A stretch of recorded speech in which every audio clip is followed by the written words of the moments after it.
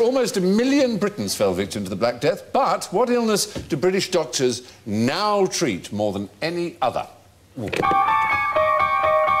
widest disease in these sort of quizzes is normally dental caries, but I suppose dentists treat that rather than doctors. Yes. This is doctors specifically. Is it cancer? Oh, dear, no, it's not cancer. No. Flu. Nor is it flu.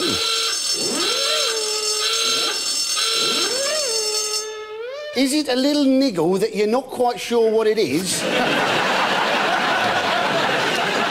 But you think it'll be enough to keep you off work for the rest of the week? 3,100,000 people in Britain every year. Pregnancy? Pregnancy isn't a disease, Alan. It would be if Alan got it. I would be surprised. I'll give you a clue then. It begins with D. Death.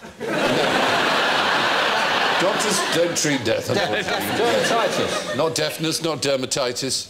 Give us a second letter. It's going to be a vowel. It sounds like. Yes. It sounds like, forgive me, Father, for I have sinned. Dinned. No. Confession. It sounds like confession. Death with a D. Depression. Thank you very much indeed. Well done. Between 7 and 10% of women suffer from depression and about 3 to 5% of men. This is what they call unipolar depression, i.e. not manic depression. If you're going to be depressed, you're luckier if you get manic depression than if you just get plain depression, because you get the upside of mania. Conquer the world! That kind of feeling, exactly. But now you can't say manic depression, can you? You've got to say bipolar disorder now, haven't you? Isn't that right? Actually, the best people on the subject, Kay Redfield Jameson in America, for example, That's has written... a brilliant book, An Unquiet The Mind. Unquiet Mind is a fantastic... She calls it manic depression or madness.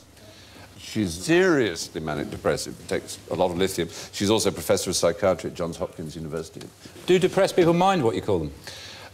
Generally speaking, not, to be honest. I mean, one of the great advantages of certainly manic depression is a sense of humour. It kind of keeps you going because of the loony things you do when you're manic.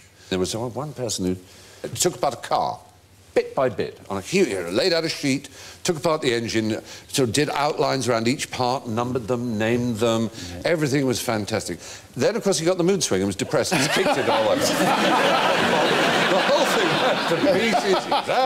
And so, no car, basically. Bits everywhere. Yeah. But that's bipolar depression. What about just generally feeling a bit miserable and sad about life? Does that count as depression? It's arguably, of course, a very, very difficult condition to diagnose, and people who are cynical about it and think, oh, just walk it off, you know. There is, of course, some truth in that, in as much as exercise is shown to be incredibly helpful for depression. Is that the theory with, you know, you go into a chemist and you can only buy a certain amount of paracetamol because they're worried that you're going to take too much of it?